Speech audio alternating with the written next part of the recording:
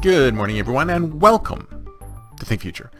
My name is Calabucas, and once again, we're coming at you live from deep in the heart of Silicon Valley, California. We're talking innovation startups of the future, not necessarily those, and not necessarily in that order. If you're watching on YouTube, smack that subscribe button and hit that bell so you'll be notified when a new show comes online.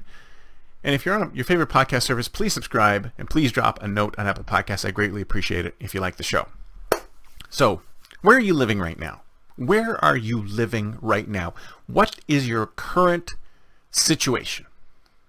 Because if you ask me, we are so far from where housing should be. Housing is just crazy. It's crazy. It's crazy because there's such a huge disconnect between affordable, effective, profitable housing and what we currently live in today.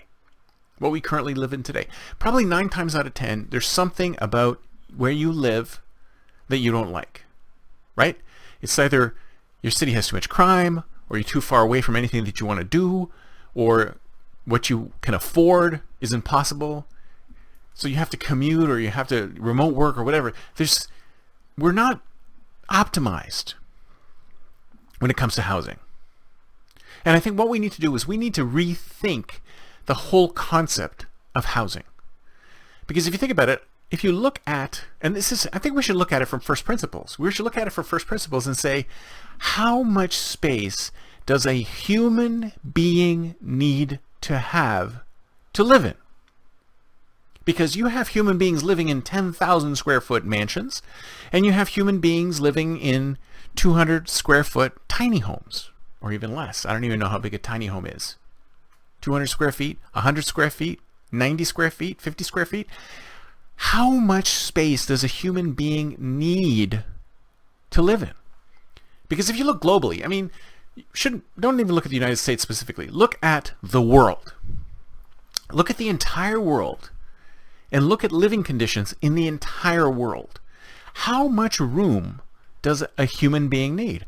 How much does a couple need? How much does a family need? What is the actual amount of minimum space a human being needs to live in a place where they can feed themselves, clothe themselves, clean themselves, and live with dignity? I don't think we figured that out. Because in every country it's completely different. In every state it's completely different. How much space do you need in California as opposed to Botswana or Zimbabwe or China or Hong Kong or Singapore? How much space does the human being need? And this goes all the way from the very, very top and the ultra rich, all the way down to the homeless, to those who have no place to live.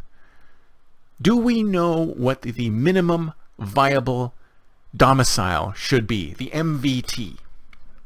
I don't think we've figured that out yet. We haven't figured out what form it should take. Because if you're really thinking about housing humanity, if you want to think about a noble cause, think about housing humanity, because much of humanity probably lives in conditions that are less than optimal, right? And some people have no homes at all. They're homeless. Some are out of choice, and some out of choice. So if you wanted to solve the problem of housing for every human, wouldn't you start with what's the minimum viable domicile that a human being might need? 2 human beings, 4 human beings, 8 human beings, however many human beings live in one place. Why don't we look at redesigning where we live from the ground up? Should we all live in tiny homes? Should we live in tiny homes that can be bolted together?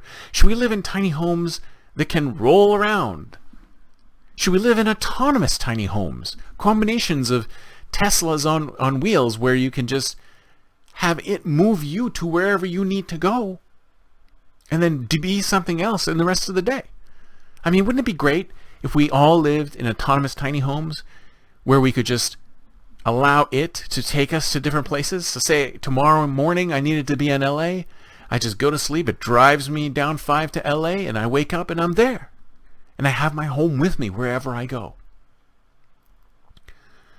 This is a major problem. And I think one of the main reasons why we can't solve this problem. And this is the same for all these problems. There's so many problems that are plaguing humanity that we can't solve. Is that we make our rules for ourselves that force us not to solve the problem. The states, local governments, businesses, we don't think big enough. We don't think outside the box enough to realize that the concept of an MVD, the minimum viable domicile, and zoning restrictions, and all these other things the governments and businesses put into place to keep us from coming up with that ideal living environment, is something we could just say, you know what, permissionless innovation. Let's just come up with it. Let's just invent an MVD. Let's just put together an MVD and say, look, here is an MVD. This is the minimum viable domicile for a single human being. And we can produce it super cheaply. I mean, there's companies in Russia that are doing 3D homes for what, under $10,000, all in, including appliances? I mean, you can't get anything here for less than $800,000. We need to crack this problem, folks. We need to crack the problem of housing. It's just one of the many indelible problems that we need to crack. But if you ask me, if we apply ourselves to it, if we suspend all of the rules and regulations that are forcing us to build 4,000 square foot homes on 2-acre lots instead of building the minimum viable domicile for human beings, then I think we'd be much further ahead on the future of housing. That's it for me for today. See you next time, and until then, don't forget to think future.